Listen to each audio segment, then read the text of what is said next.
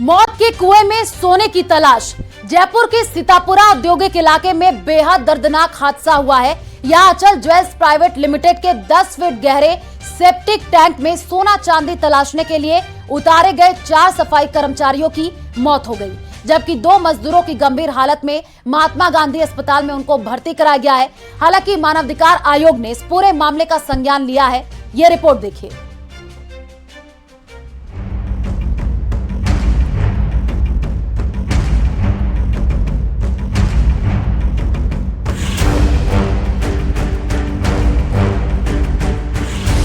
मौत के कुएं में सोना तलाशती 4 जिंदगी खत्म। सफाई कर्मचारियों की मौत का जिम्मेदार कौन? पैसों का लालच देकर किसने किया जिंदगियों से खिलवाड़?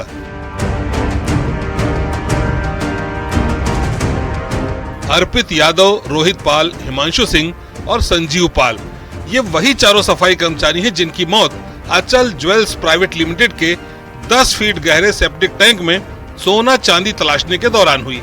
बताया जा रहा है कि इस काम के लिए 8 कर्मचारी सेप्टिक टैंक में उतरे थे, जिनमें से 2 की हालत खराब है, जबकि 2 को प्राथमिक उपचार के बाद छुट्टी दे दी गई।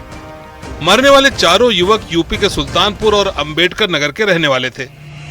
पूरा अचल परिवार उनके साथ खड़ा है और ऐसा कुछ भी नहीं है जैसा भ्रम फैलाया जा रहा है। पूरी जो हमारा कंस्ट्रक्शन है, जो भी फैक्ट्री बनी हुई है, पूरी गवर्नमेंट नॉर्म्स के हिसाब से बनी हुई है और हम आप लोगों से भी यही अपेक्षा करते हैं कि कृपया इस दुख की घड़ी में अचल परिवार के साथ बने रहें। रूटीन प्रोसेस है जिसमें थर्ड पार्टी जो वेंडर है वो वर्क करता है और कंपनी के पास जो भी संसाधन होते हैं वो सारे पर्याप्त संसाधन हैं। ये दर्दनाक हादसा रात 8:30 बजे हुआ।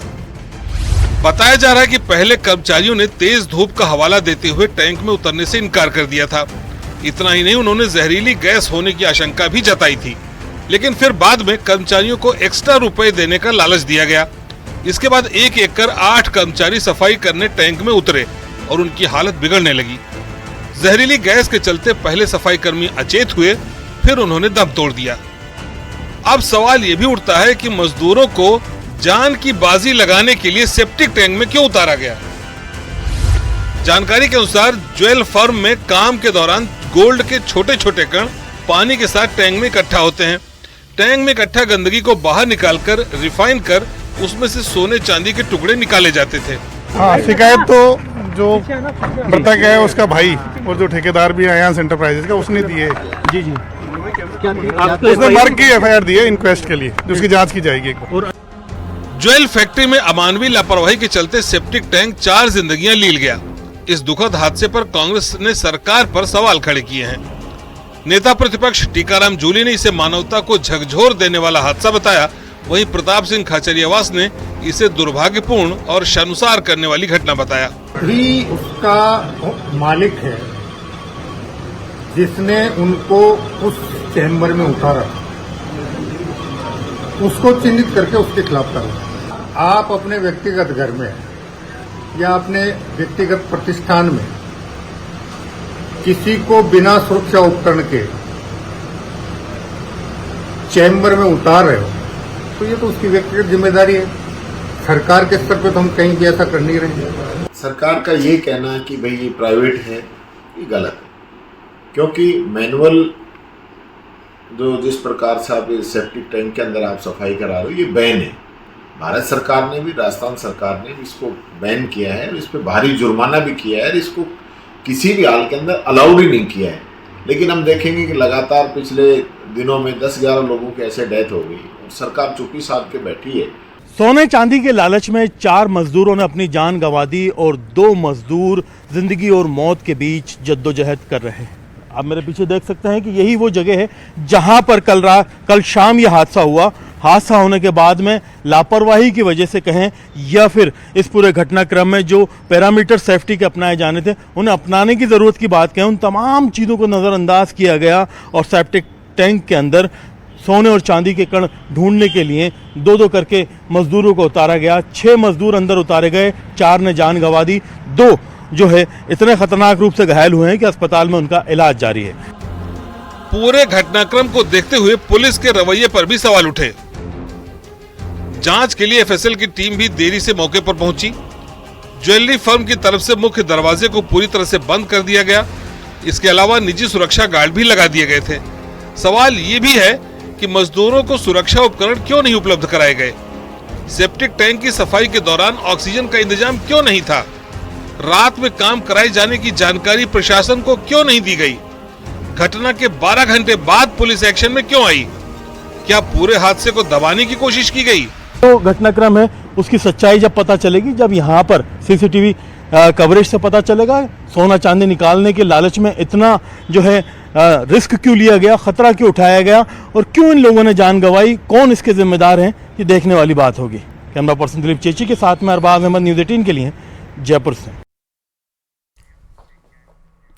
पूर्व सीएम अशोक गहलोत ने जयपुर सेप्टिक टैंक मौत मामले को लेकर के सरकार पर निशाना साधा है। अशोक गहलोत ने अपने एक्स हैंडल पर पोस्ट करते हुए लिखा, पिछले 10 दिन में ही डीग, बीकानेर और अब जयपुर में सेप्टिक टैंक एवं गटर की सफाई करते हुए 11 लोगों की मृत्यु हो चुकी है। ऐसा लगता है कि राज्य सरकार का सफाई कर्मचारियों की ओर ध्यान नहीं है। बजट में राज्य सरकार मशीनें खरीदने की घोषणा कर चुकी है, पर अभी तक वो घोषणा कागजों में है। आखिर सरकार की नींद कब टूटेगी?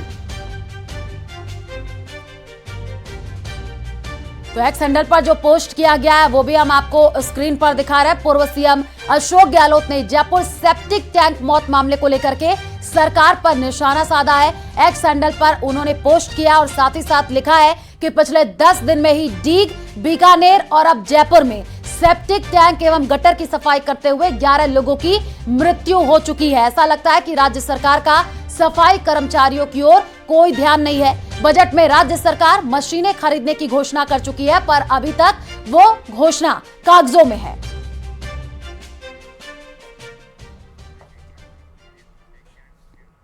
झुंझुनू से बड़ी खबर है। सुभाष मेघवाल हत्याकांड से जुड़ी हुई बड़ी जानकारी आपको दे दे। संघर्ष समिति और प्रशासन की वार्ता विफल रही और वार्ता में मांगों पर सहमति नहीं बनी है। परिजनों की मुख्य मांग नामजद आरोपियों की गिरफ्तारी हो। वार्ता विफल होने के बाद संघर्ष समिति ने कहा कि धरना जारी रहेगा। बीडीके अस्पताल में परिजनों और ग्रामीणों का बीते 3 दिन से धरना जारी है। नामजद आरोपियों की गिरफ्तारी, मृतक आश्रितों को नौकरी और 50 लाख के मुआवजे की मांग की जा रही है। तो बड़ी खबर आपको झुंझुनू से बता रहे हैं, जहां पर नामजद आरोपियों की गिरफ्तारी की मांग की जा रही है और जो वार्ता चल रही थी वो भी विफल हो चुकी है। नौकरी और 50 लाख के मुआवजे की मांग की जा रही है। ज्यादा जानकारी के लिए संवाददाता कृष्ण हमारे साथ जुड़ चुके हैं। कृष्ण, जो वार्ता रही वो विफल हो गई है, क्या क्या मुख्य मांगे की जा रही है? जी, मैं आपको बता दूं कि जो सुभाष मेघवाल हत्याकांड है उसमें जो दोपहर को जो गतिरोध हुआ था, उसके बाद प्रशासन और जो संघर्ष समिति है उसकी एक वार्ता का दौर चला था और ये वार्ता है पूरी तरीके से बेनतीजा रही। और जो संघर्ष समिति के लोग थे उनकी मुख्य मांग थी कि जो इस मामले में नामजद आरोपी हैं उनकी गिरफ्तारी की जाए। वहीं जो प्रशासन की ओर से जो कमेटी में सदस्य मौजूद थे उनका कहना था कि पोस्टमार्टम रिपोर्ट आने के बाद अनुसंधान आगे बढ़ाते हुए जो आरोपी होंगे उनकी गिरफ्तारी की जाएगी। इसके बाद संघर्ष समिति के लोग हैं वो अपनी मांगों पर अड़ गए कि पहली प्राथमिकता है वो आरोपियों की गिरफ्तारी हो। जो नामजद आरोपी हैं उनकी पुलिस गिरफ्तारी करे। इसके बाद मृतक के आश्रित को नौकरी और जो 50 लाख रुपए की मुआवजे की मांग है वो रखी गई। इसके बाद प्रशासन द्वारा कहा गया कि अनुसंधान होने के बाद ही गिरफ्तारी की जाएगी, मगर जो संघर्ष समिति के लोग थे वो अपनी मांगों पर अड़े रहे कि पुलिस ने दोपहर को जो मानते हुए पीड़ित पक्ष को ही दबाने की कोशिश की है और उनका जो कलेक्ट्रेट पर मार्च था वो पूरी तरीके से शांतिपूर्ण था। राजेंद्र गुड्डा ने कहा कि कुछ उपद्रवी लोग घुस गए थे, उन पर भी उनको भी पुलिस पहचान करते हुए उन पर भी कार्रवाई करे और हमारी जो मांग है कि जो आरोपी है उनकी गिरफ्तारी हो, साथ ही मृतक आश्रित को नौकरी और जो 50 लाख मुआवजे की मांग है वो है। और इसके बाद संघर्ष समिति के लोग हैं वो वार्ता से स्थल से बाहर निकले और उन्होंने कहा कि कल भी जो बीडीके अस्पताल में है वो धरना है वो जारी रहेगा। अभी तक जो सुभाष मेघवाल है उनका शव बीडीके अस्पताल की मोर्चरी में रखा हुआ है और पोस्टमार्टम भी अभी नहीं हुआ है। जी कृष्ण, क्योंकि पिछले 3 दिनों से लगातार ये धरना जारी है, अभी तक आरोपियों की गिरफ्तारी क्यों नहीं हो पाई है? क्या अभी अधिकारियों का कोई बयान सामने आया है? जी, संघर्ष समिति के लोग हैं जो वार्ता से बाहर निकले हैं उनका कहना है कि पुलिस और प्रशासन द्वारा जवाब दिया गया है उसमें यही कहा गया है कि इस मामले में अनुसंधान जारी है और जो आरोपी है उनकी गिरफ्तारी है वो पोस्टमार्टम रिपोर्ट आने के बाद की जाएगी। तो इसमें जो परिजन और जो संघर्ष समिति के लोग हैं उनका कहना है कि जो बना करके रखिए, आगे आपसे अपडेट लेंगे। फिलहाल शुक्रिया तमाम जानकारी साझा करने के लिए।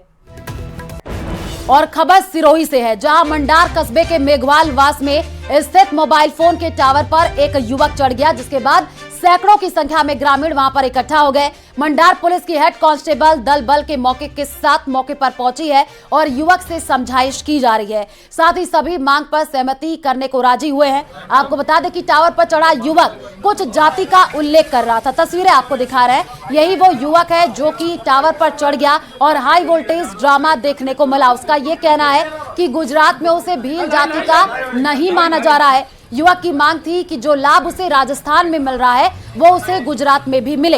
युवक के टावर से उतरने के बाद ग्रामीण, पुलिस और परिवारजनों ने राहत की सांस ली है।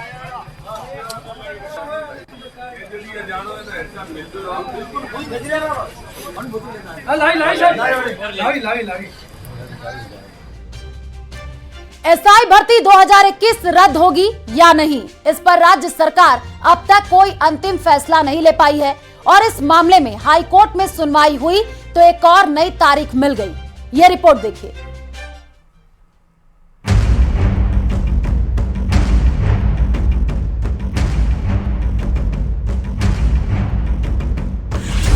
एसआई भर्ती परीक्षा पर सस्पेंस बरकरार, चेतावनी, सख्ती के बाद नई तारीख। सरकार को 1 जुलाई तक मोहलत।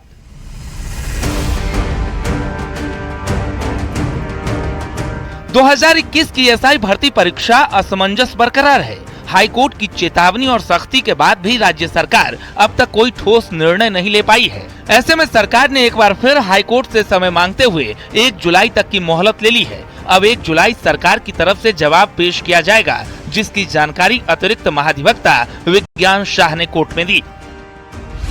कोर्ट रूम में क्या हुआ? जस्टिस समीर जैन एसआई भर्ती 2021 में क्या निर्णय किया है?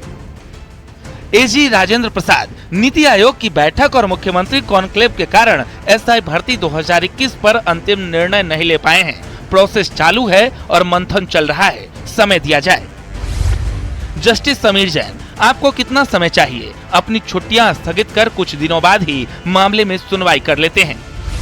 एजी, अभी 3 वर्किंग डे ही है, फिर ग्रीष्मावकाश शुरू हो जाएगा। मामले की सुनवाई जुलाई में रख दी जाए। राज्य सरकार ने भर्ती को लेकर अंतिम निर्णय नहीं लेने का उचित कारण भी बता दिया है। जस्टिस जैन, आपने पहले तो एसआई भर्ती को रद्द करने की सिफारिश की थी, अब आप क्या कह रहे हैं? एजी, पहले हमारे सामने ये जानकारी आ रही थी कि भर्ती में आधे से ज्यादा अभ्यर्थियों ने अनुचित साधनों का उपयोग किया है, लेकिन अब एसओजी जांच में 55 लोग ही सामने आए हैं। प्रार्थी की ओर से सीनियर एडवोकेट आरपी सिंह, जब राज्य सरकार मंत्रिमंडल की उपसमिति एसओजी और एजी अपनी राय में एसआई भर्ती को रद्द करने की अनुशंसा कर चुके हैं, तो फिर ये भर्ती रद्द क्यों नहीं हो रही?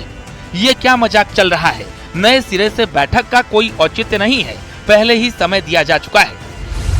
जस्टिस जैन, जब आप सरकार में थे तो क्या चल रहा था? एजी, राज्य सरकार इस भर्ती को लेकर गंभीर है, इस पर अंतिम निर्णय लेने के लिए एक आखिरी मौका दिया जाए। इस बार खाली हाथ नहीं आएंगे। भर्ती को लेकर जो भी निर्णय लेंगे वो ठोस कारण सहित बताएंगे। जस्टिस जैन, 1 जुलाई को अंतिम निर्णय बताएं। सरकार की ओर से दलील दी गई कि हाईकोर्ट के निर्देश पर 20 मई को कैबिनेट सब कमेटी की बैठक बुलाई गई थी, लेकिन 24-25 मई को नीति आयोग की बैठक के लिए मुख्यमंत्री भजनलाल शर्मा दिल्ली चले गए, जिसके चलते सब कमेटी की रिपोर्ट पर अंतिम निर्णय नहीं लिया जा सका। जिसके बाद मंत्री जोगाराम पटेल ने पहले ही कहा था कि अगर जरूरत पड़ी तो एक और बैठक बुलाई जा सकती है। वहीं मामले में याचिकाकर्ता के वकील हरेंद्र नील ने इसका विरोध किया। सरकार पर जानबूझकर फैसला टालने का आरोप लगाया। बंगाल में शिक्षक भर्ती रद्द होने का उदाहरण दिया। बंगाल में 8 साल बाद 2016 की भर्ती थी। 8 साल बाद सुप्रीम कोर्ट ने 8 साल में के लगे हुए शिक्षकों को हटाया।